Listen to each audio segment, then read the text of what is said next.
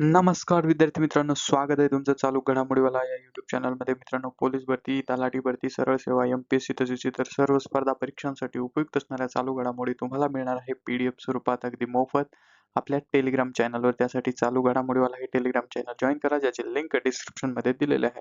आपण दररोज चालू घडामोडीचा व्हिडिओ घेऊन येत असतो. एका दिवशी शक्य झालं नाही तर 2 दिवसाचा मिळून घेऊन येत असतो. 19 आणि 20 ऑगस्ट संदर्भातल्या 2026च्या चालू घडामोडी महत्त्वाचे 20 प्रश्न आपण बघणार आहोत. सुरुवात करूया आजच्या व्हिडिओला.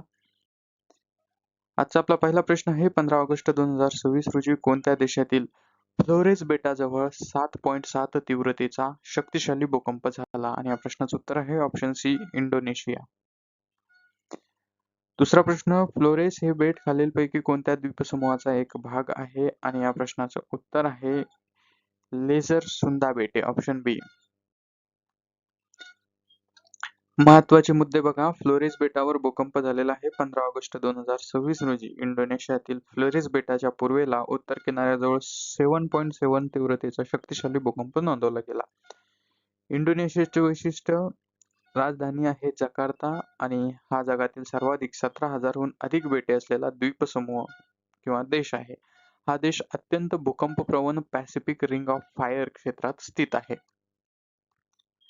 तिसरा प्रश्न, केंद्र सरकारच्या माहिती आणि प्रसारण मंत्रालयाने टेलिव्हिजन वाहिन्यांसाठी 1 तासामध्ये कमाल किती मिनिटांची जाहिरात मर्यादा हटवली आहे? आणि या प्रश्नाचं उत्तर आहे ऑप्शन बी, 12 मिनिटं. Cable television networks regulation act कोणत्या वर्षी संमत करण्यात आला होता? आणि या प्रश्नाचं उत्तर आहे ऑप्शन सी, 1995. तर महत्वाचे मुद्दे बघा. जाहिरातींची मर्यादा रद्द करण्यात आलेली आहे. टेलिव्हिजन वाहिन्यांवर 1 तासात कमाल 12 मिनिटे, 10 मिनिटे व्यावसायिक प्लस 2 मिनिटे स्वप्रचार जाहिरात देण्याची मर्यादा माहिती आणि प्रसारण मंत्रालयाने हटवली आहे. तर केबल टीव्ही कायदा 1995, या कायद्याचा मुख्य उद्देश केबल टीव्हीचे नियमन, नोंदणी, कार्यक्रम सामग्री आणि जाहिरातींचे नियंत्रण करणे हा आहे. पाचवा प्रश्न, भारतीय विज्ञान संस्था बंगळुरू, आर्ट पार्क आणि गुगल यांनी संयुक्तपणे विकसित केलेले श्रावणी हे काय आहे? तर श्रावणी हे एक बहुभाषिक स्वयंचलित भाषण ओळख AI मॉडेल आहे. ऑप्शन बी असं या प्रश्नाचं उत्तर आहे.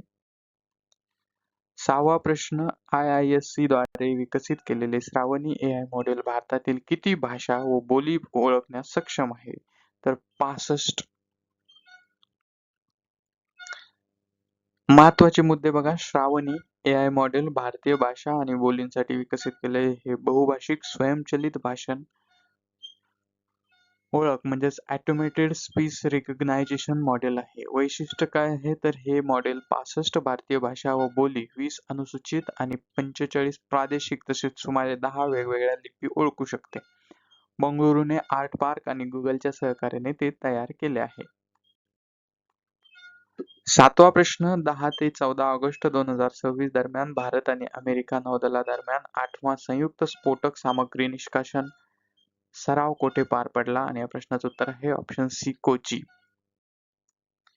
आठवा प्रश्न, भारत आणि अमेरिका नौदलादरम्यान संयुक्त सॅल्वेज आणि EOD सराव कोणत्या वर्षापासून आयोजित केला जात आहे? आणि या प्रश्नाचं उत्तर आहे 2005.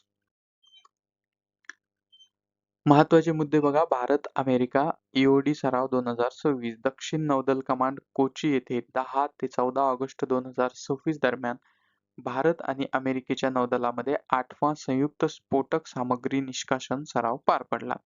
उद्देश काय होतं? स्फोटक सामग्रीची सुरक्षित विल्हेवाट लावणे आणि दोन्ही देशांच्या डायव्हिंग पथकांची व्यावसायिक क्षमता व आंतर कार्यक्षमता वाढवणे. नववा प्रश्न, स्वातंत्र्यदिनी पंतप्रधानांच्या भाषणात मांडण्यात आलेल्या सप्तधारा 7 स्ट्रीम्स ऑफ स्ट्रेंथ फ्रेमवर्कचा मुख्य उद्देश काय आहे? तर याचा मुख्य उद्देश आहे ऑप्शन बी, विकसित भारतासाठी 7 प्रमुख क्षेत्रांवर भर. मुद्दे बघा. सप्तधारा फ्रेमवर्क स्वातंत्र्यदिनी पंतप्रधानांनी विकसित भारत घडवण्यासाठी 7 प्रमुख क्षेत्रांवर भर देणारी सप्तधारा संकल्पना मांडली. तर 7 प्रमुख क्षेत्र कोणते आहेत? उत्पादन क्षेत्र, कृषी आणि अन्न उत्पादन, तंत्रज्ञान आणि नवकल्पना, गतिशक्ती आणि पायाभूत सुविधा, संरक्षण, हरित आणि नील अर्थव्यवस्था आणि 7वं सॉफ्ट पॉवर. 10वा प्रश्न, ऑगस्ट 2026 मध्ये गुजरातमधील कोणत्या गवताळ प्रदेशात काळविटांचे यशस्वी पुनर्स्थापन करण्यात आले? आणि या प्रश्नाचं उत्तर आहे ऑप्शन बी, बन्नी ग्रासलँड. 11वा प्रश्न, बन्नी ग्रासलँडमध्ये सोडण्यात आलेले 20 काळवीट गुजरातमधील कोणत्या प्राणी संवर्धन केंद्रातून आणण्यात आले होते? आणि या प्रश्नाचं उत्तर आहे वनतारा, जामनगर. 12वा प्रश्न, आशिया खंडातील सर्वात मोठ्या गवताळ प्रदेशांपैकी एक असलेले बन्नी ग्रासलँड गुजरातमधील कोणत्या जिल्ह्यात स्थित आहे? आणि या प्रश्नाचं उत्तर आहे ऑप्शन सी, कच्छ. 13वा प्रश्न, काळवीट म्हणजे ब्लॅकबग हा खालीलपैकी कोणत्या राज्यांचा राज्य प्राणी आहे? खूप महत्वाचा प्रश्न आहे.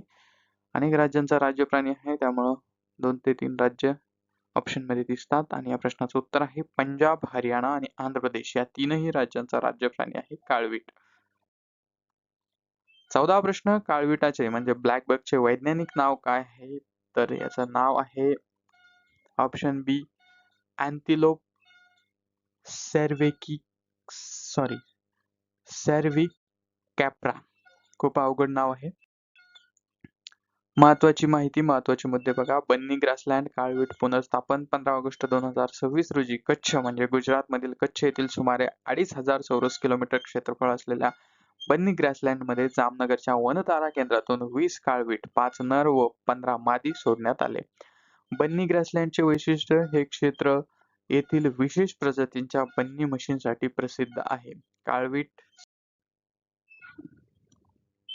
वैज्ञानिक नाव आहे अँटिलोप सर्व्हिकॅप्रा.